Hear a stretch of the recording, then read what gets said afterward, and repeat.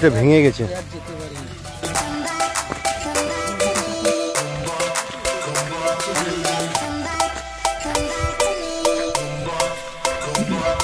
সব থেকে থ্রিলিং যে ব্যাপারটা লাগছে সেটা হলো এই যে একটা ছোট্ট ট্রেকিং আমাদের করতে হবে প্রায় 2 কিলোমিটারের।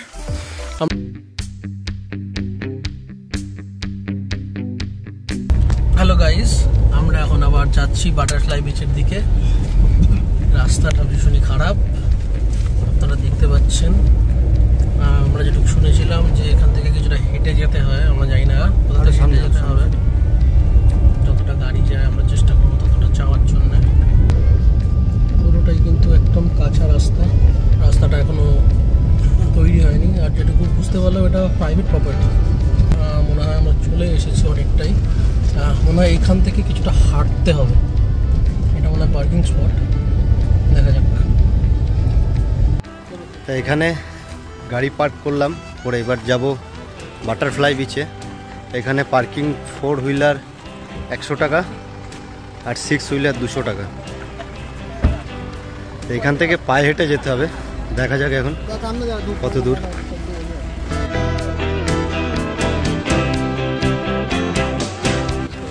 বাটারফ্লাই বিচ বুক নাও।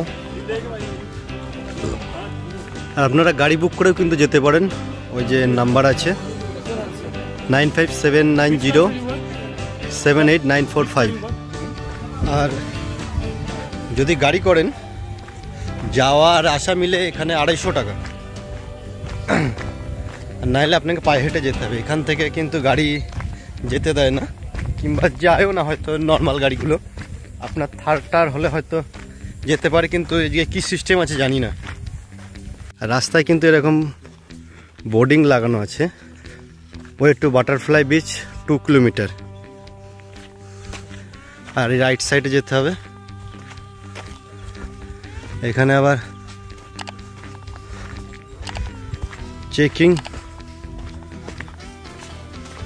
চেকপোস্ট টাইপের করে রেখেছে। আমরা হেঁটে যাচ্ছি, আমাদের চেকপোস্টের কোনো ব্যাপার নেই। আর যারা গাড়িতে আসছেন এখানে গাড়ি রেখে, মানে এমনি নর্মাল গাড়িও যেতে দেবে না মনে হয়। ওদের যেসব গাড়ি দেখালাম জিপগুলো, ওতে করে যেতে হবে।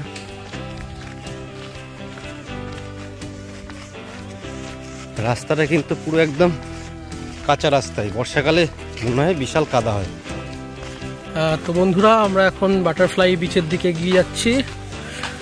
সবথেকে থ্রিলিং যে ব্যাপারটা লাগছে সেটা হলো এই যে একটা ছোট্ট ট্রেকিং আমাদের করতে হবে প্রায় 2 কিলোমিটারের।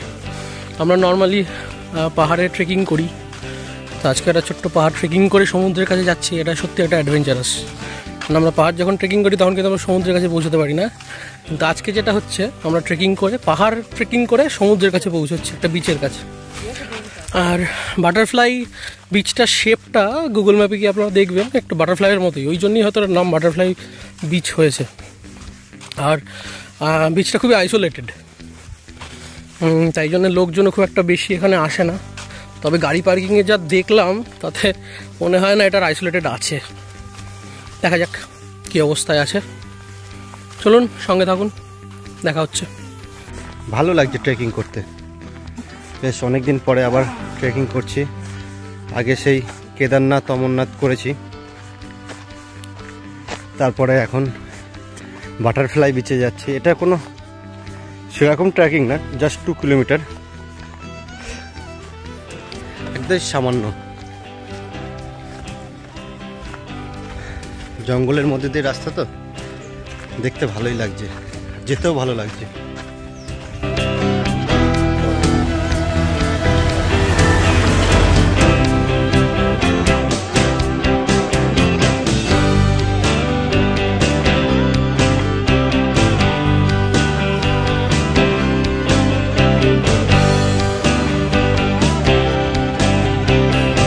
বাইক কিংবা স্কুটি নিয়ে আসলে এই যে যাচ্ছে ওরা, বাইক স্কুটি অ্যালাও আছে দেখে বোঝা গেল। আবার একটা স্কুটি আসছে সামনে।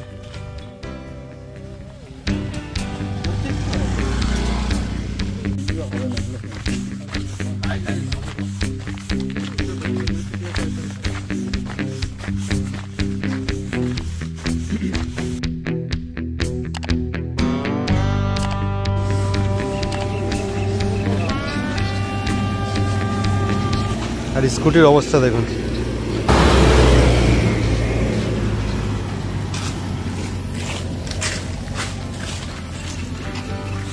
স্কুটিটা ভেঙে গেছে। সব ঠিক আছে, হেঁটে আসছেন, হেঁটে যাচ্ছেন, কিন্তু এই যে গাড়িগুলো যাচ্ছে, স্কুটি যাচ্ছে, যাওয়ার পরে বিশাল ধুলো উঠছে, যেটা খুবই প্রবলেম হচ্ছে। তাছাড়া সব ঠিকই আছে। স্কুটি নিয়ে যারা আসবেন এখানে স্কুটি পার্ক করতে হবে, স্কুটি কিংবা বাইক।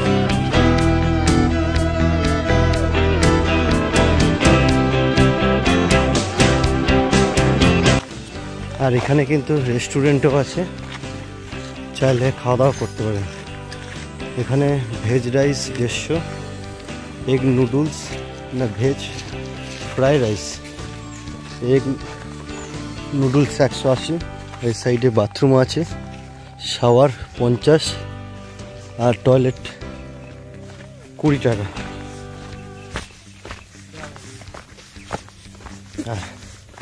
পুরো একদম গলি রাস্তার মতো এটা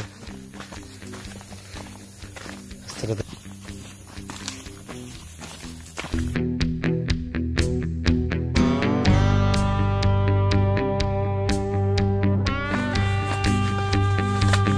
আর এই জায়গাতে, যে জায়গাতে হেঁটে যাচ্ছি, রাস্তা কিন্তু প্রচন্ড বাজে, মানে পাথর পাথর উঁচু হয়ে আছে।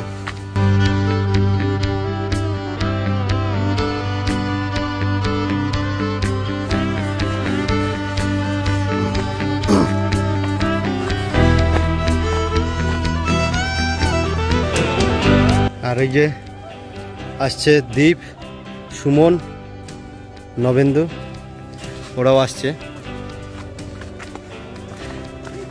একসাথেই যাচ্ছে সব। রাস্তাটা প্রচণ্ড বাজে, প্রচণ্ড বাজে, যার জন্য প্রবলেম হচ্ছে।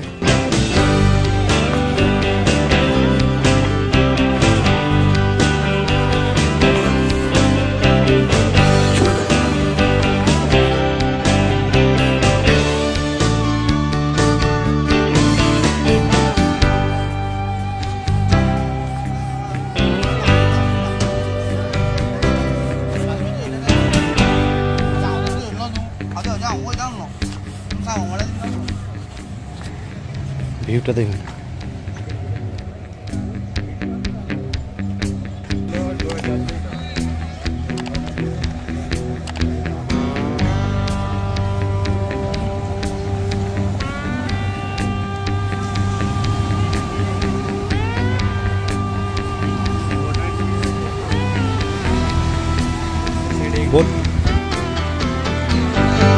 এগারোটা বিচ থেকে কিন্তু এখানে আসছে অনেকে।